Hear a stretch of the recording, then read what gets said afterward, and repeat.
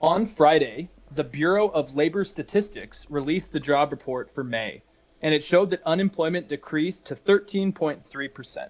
Now the S&P 500 is booming. The Nasdaq has hit a record high. However, there are reports of errors in this job report and also worries that the stock market may not correctly indicate the strength of the economy. All this we're going to talk about today on the Tonic podcast.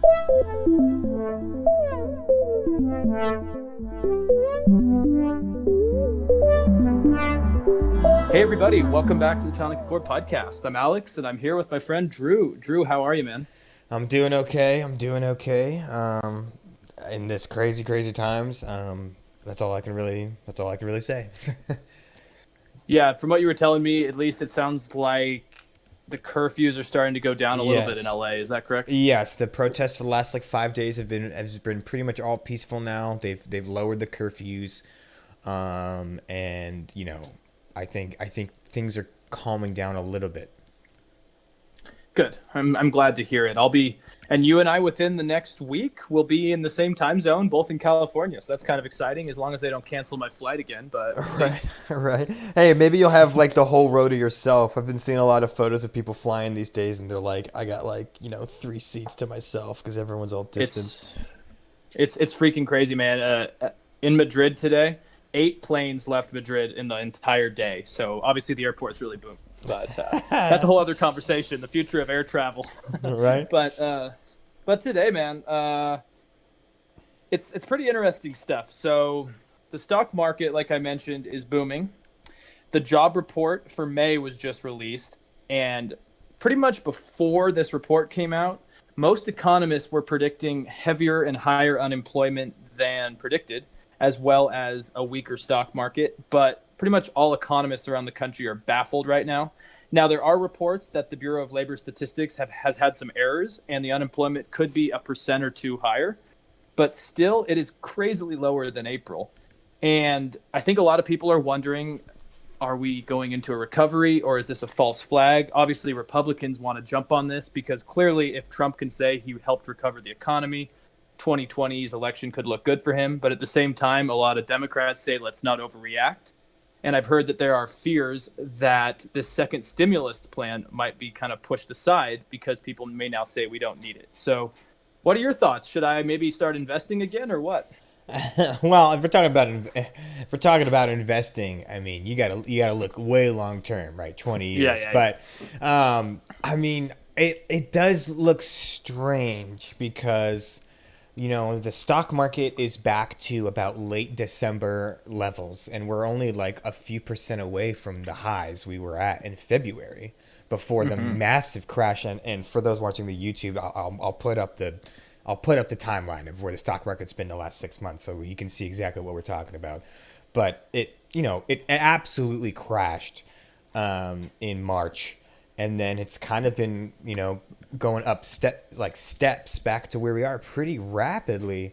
And I'm worried that it is not reflective of the overall economy. I think in general, regardless of this situation, I think in general the stock market is not the only factor you need to look at when looking at an economy. It's one of them, sure.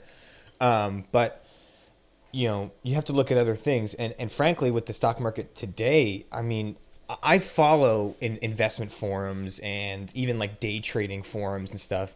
No one has any idea what the hell is going on. I constantly see posts about people that are like, "Hey, I'm a 30-year long-term investor. I don't know what's happening. I don't know what to do." People don't know what advice to give. People don't know what the hell's going on, and it's because we have record unemployment. Now, you said it's gone down. It's not as bad as we thought it would Right. be, but I don't think that's not good. It's definitely not good. I mean, we're looking at 13% unemployment, whereas in the beginning of the year we were at 3.5%. So a tenth of the American people, working American people, right? Those eligible to work, 1 in 10 have just lost their jobs within months. That's insane. I mean, I personally know people that have also lost their jobs or have been furloughed, and I don't see how you can. I hear all these stories and I look at the numbers, and then Trump goes on to say, we're doing great. The stock market's great. I also think that, especially the S&P 500 in particular, is a lot of tech-heavy stocks, and tech-heavy stocks are more likely to do better during the coronavirus time, right? If you're Zoom, right? Zoom's market share is like skyrocketed. Amazon's doing okay now. Like a lot of these like tech online companies are going to be less affected because you can still go online during the pandemic. But it's the hotels, it's the on the ground services, restaurants. I don't think we fully realize the impact. Like there's going to be restaurants that even when the world opens up again, they've been closed for 5 months and they can't afford to turn their lights on. They're just going to go out of business. So my worry is that the stock market is not reflective of the actual state of the economy.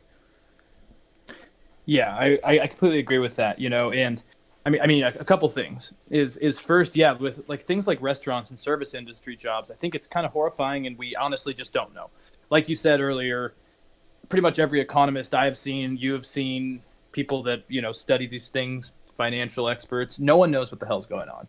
So obviously, I don't think there's really much we could say that's going to be potentially definite here, but the problem is, someone had a great point about restaurants, for example. Their overhead doesn't change because they have to take in, 40, 50% of seats. Right. So people might think, oh, okay, so they have to bring in 50% capacity, so they're only going to have to pay 50%. No, like rent's the same, food costs, electricity, all that is still the same. They just can have 50% of the money coming back into it, right? So jobs like those, I'm really worried that the service industry might never be the same after this, in a lot of factors.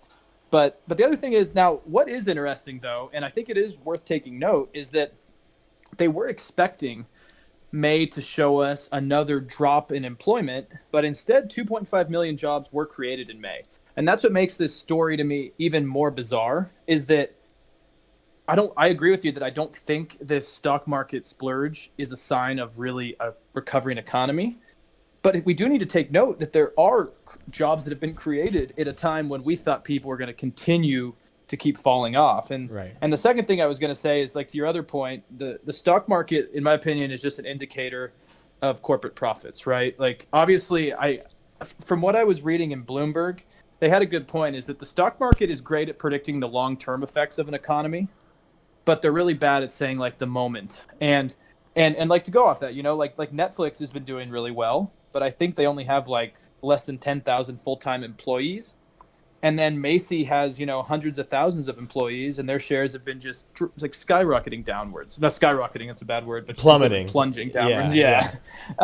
And it's a point well taken, is that these tech firms, the reason why they're probably so successful is because they're innovative, but also they don't need like full-time day-to-day like space. That's kind of the whole idea. So I think we're seeing a weird tale of two economies right now, where, yeah, unemployment is doing better, but my fear also is that Republicans, more specifically Trump and his reelection committee, are going to skew these results, right? Because clearly they can now say, well, in May we gained 2.5 million jobs, while obviously 13% of jobs is much worse than the 3% you mentioned. But if they skew that right, they can say unemployment is plunging, and so I think that this could help Trump's reelection if the economy keeps doing this, but we don't know.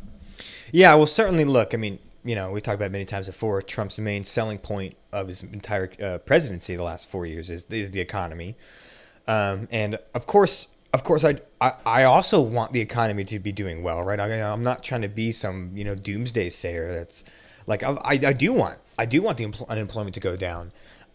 What worries me is, and this was mentioned in I think the Washington Post article about this misclassification. Oh no, actually no, I think it was, well, either way, is the idea that the government and Congress looks at the stock market and some of these numbers, and then it's justification to then scrap another round of stimulus spending or aid for those that need it.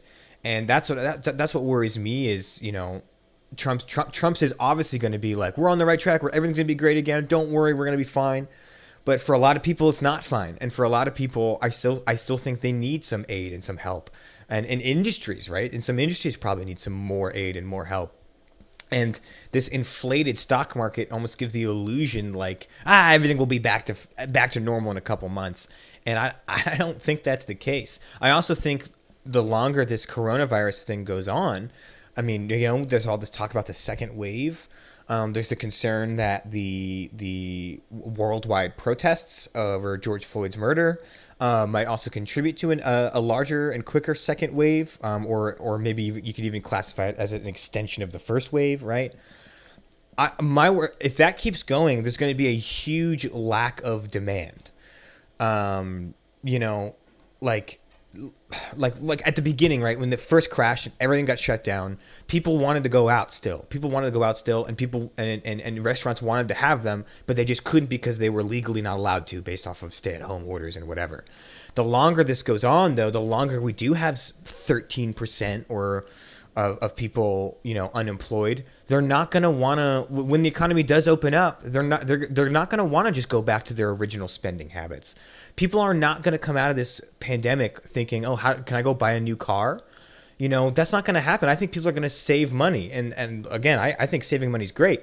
But what that means is there's going to be a huge lack of demand for goods and services, even when the economy opens up, if this lasts a long time. And the way it's looking, we may have this, stay at home thing for a long period of time. I know my work is they're waiting for the end of July to then reassess letting people back into the office. That's just to even reassess it. I may not be back into my actual physical office until, September, November, who knows? And I just worry that, you're going to have a lot of people just kind of holding onto their money, worried about what's going on. And rightfully so. I don't blame them. But like you said, I don't think everything's just going to go back to normal, even when we do open things up. And it might result in a serious lack of demand in an economy that has plenty of supply. Yeah, and to go off what you said just right there, the economists last week had, in their economics section, they had just a really short article that said, in quotes, "Stimulus checks arrived in April, but lockdowns gave Americans little chance to splurge. Instead, they squirreled away a third of their incomes, their highest savings rate ever." Right. And yeah, that's the problem, is that consumer confidence is not high. And I would argue that now the mixture of lockdowns, the coronavirus, and the protests are probably not going to advance that. And so the problem is, I want to go into the next thing, is kind of what the Federal Reserve has been doing, right? Because the federal, like what I just said from the economists, right, is that people aren't spending the money that they make. And the Federal Reserve back in March lowered interest rates to zero, right, in the hopes that exactly people would want to spend. And so it's clearly backfired, because you lower interest rates to zero. Hopefully it incentivizes people to spend more money and not feel burdened down with high interest rates, etc. Lower credit card payments, lower costs of education, etc. Auto payments, blah blah blah. But if people aren't spending their money and they're staying at home, it doesn't really matter what the interest rates are. It might help the people make some small payments or pay off student loans at maybe a fraction better. But like you said, people still aren't going out, and I'm curious to see how long that lasts. But now also the Atlantic had an interesting point from Justin Wolfers. He's an economist at the University of Michigan. And he thinks the reason why all these economists are just super puzzled about what's happening right now is because there's two different things that could be happening right now. There's suppression, and then there's a recession. And he says that if we're in a suppression, then it's going to be easy to bounce back. And basically a suppression is the shutdown of businesses by governments and other institutions, which one day you can go to the nail salon, the next day it's closed because it's been a mandated shutdown. And it's much easier to bounce back from one of those, right?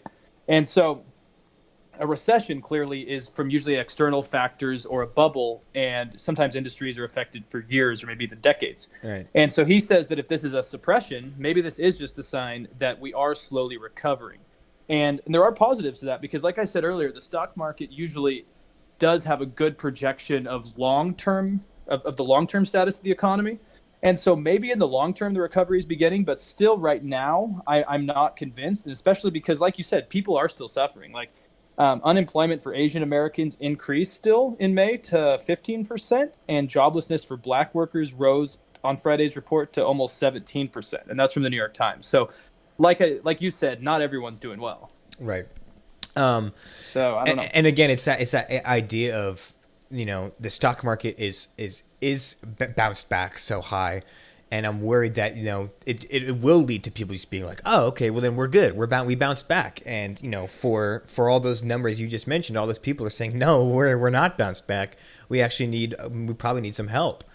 I do hope it's just a suppression. I do still believe that probably in a year's time we'll be maybe, back down to where we were.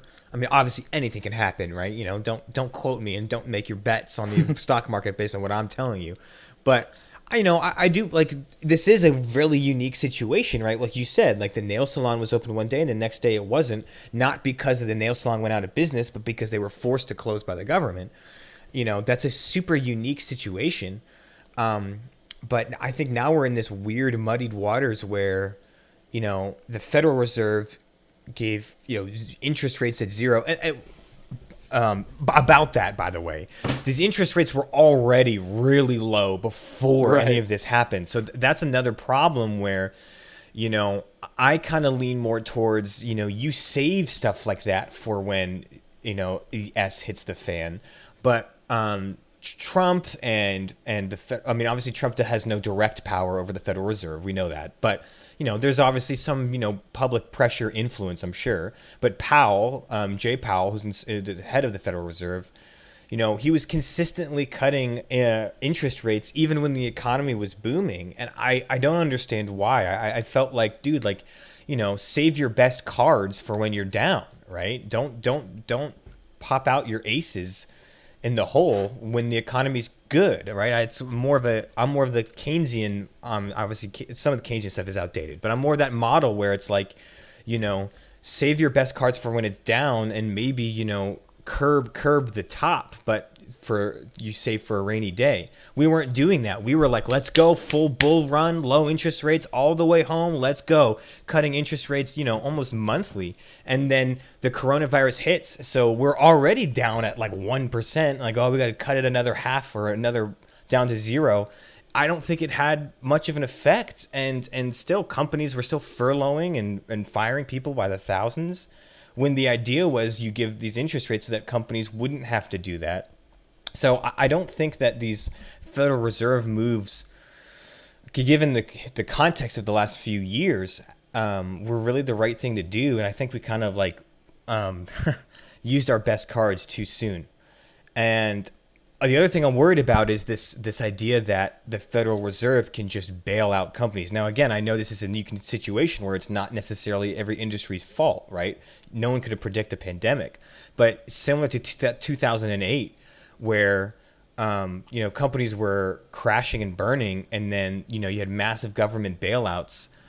I think we get into this habit. Like now it's established. It's almost doctrine that when things start to go really south, government bails them out. And some things deserve to be bailed out. I think that's valid. There's definitely valid things to bail out and use the government spending for.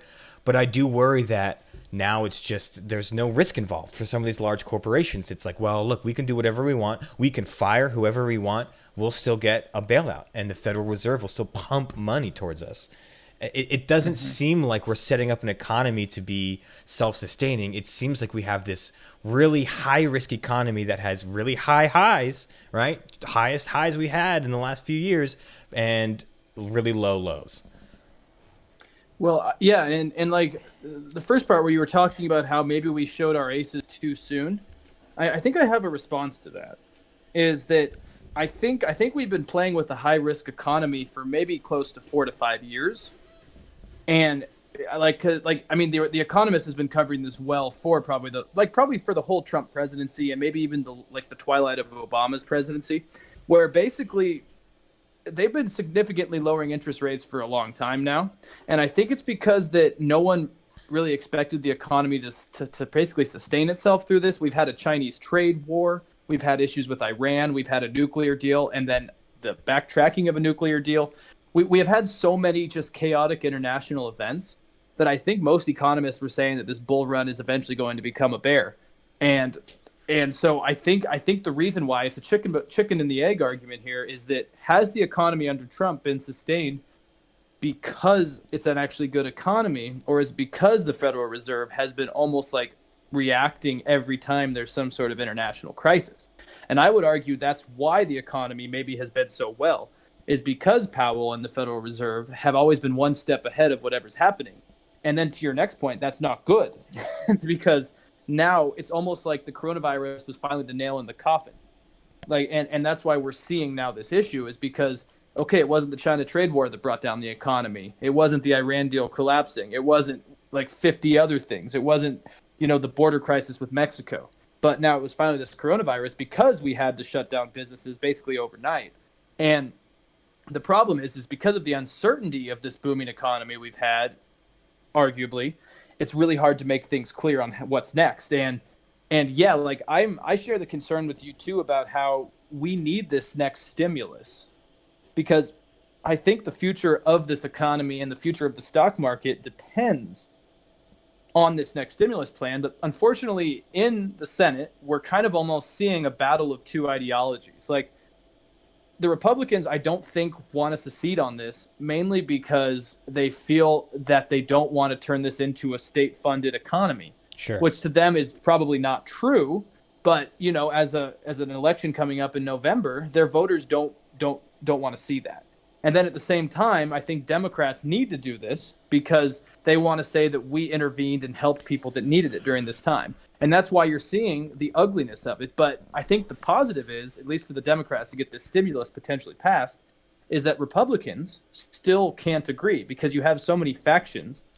And I personally do hope this stimulus passes, because I think it's necessary for a lot of the people that aren't doing well, like you've mentioned. And there's, like I've seen so many stories about people that are working less hours, less days a week, and they're like, I guess this is a job, but it's not. But I think we've just been, at the end of my point, is we've been playing with fire for a long time. And unfortunately, this coronavirus, like a lot of things, had kind of put us out into this situation. And I remember we talked about this back in March or April, this stimulus package, which we hoped was going to go to small businesses. But unfortunately, how you classify small businesses, I mean, there were, large franchises considered small businesses. Buffalo Wild Wings was considered a small business.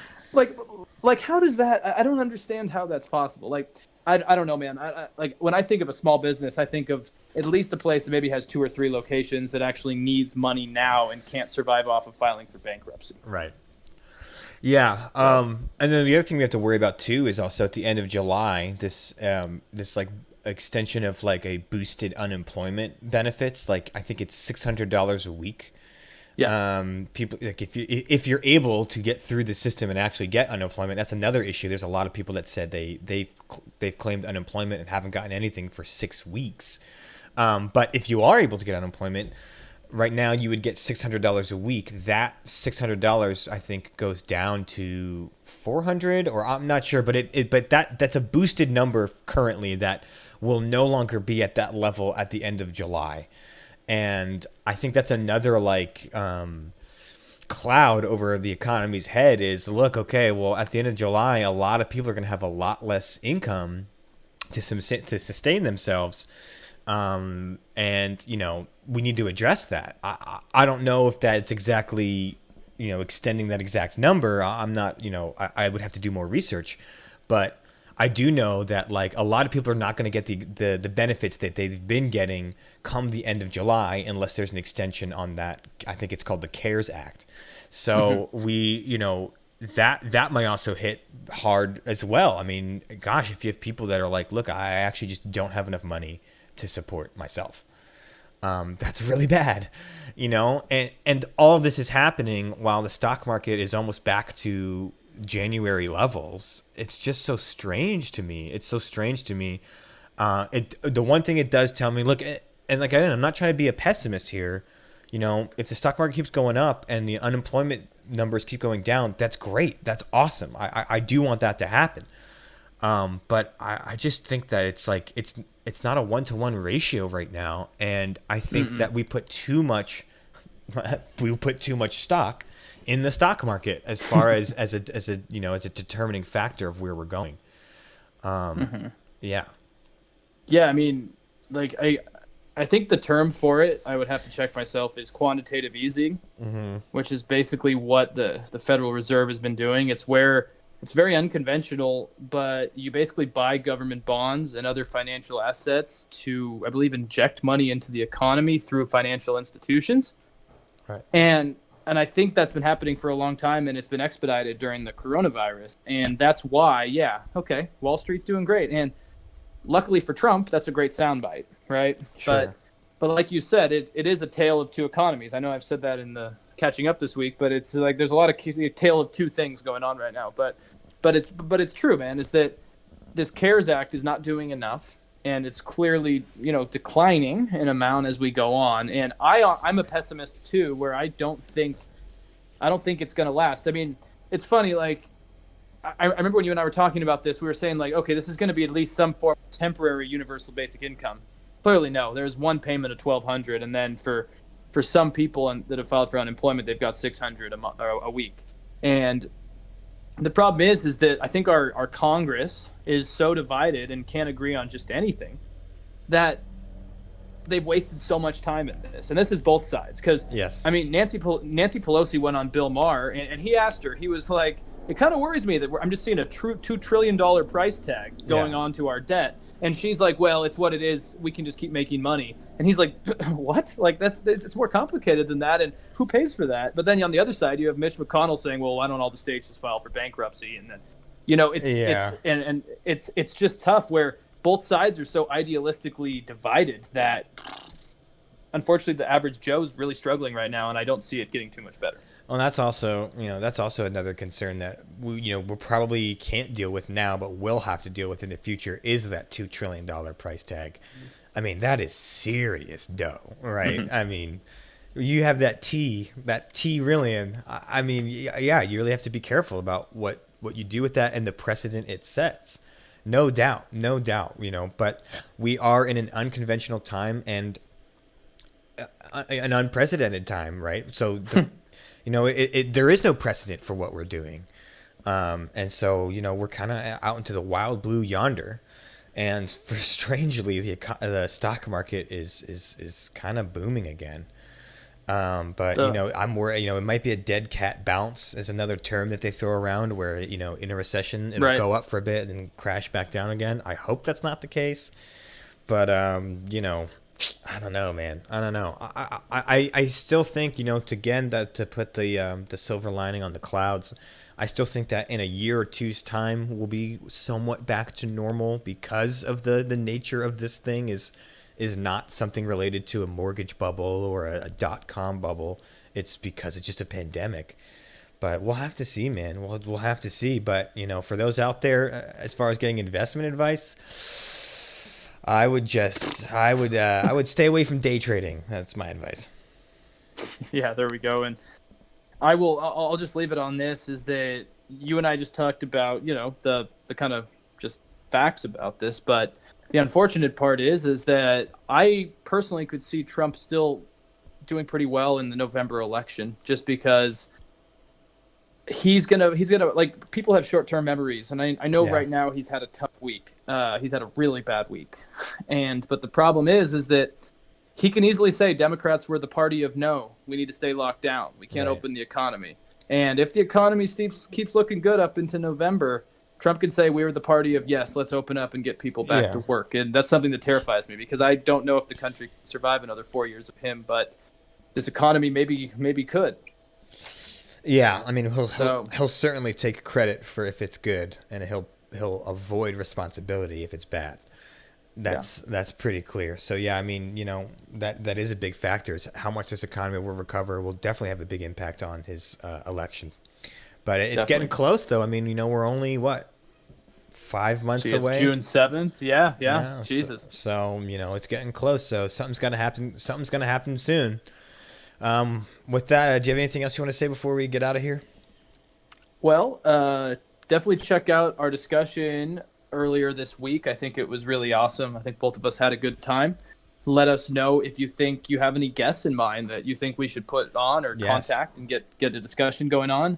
Please. Are there any topics we're not covering? I know there's a lot going on right now, but there's always a chance we've missed something minuscule that could be even just as important. So let us know. And as always, we are on Apple Podcast, iTunes, YouTube, and all those third-party sites. And yeah, other than that, have a great rest of your week. Stay safe, and we'll see you guys next time. Thank you for listening.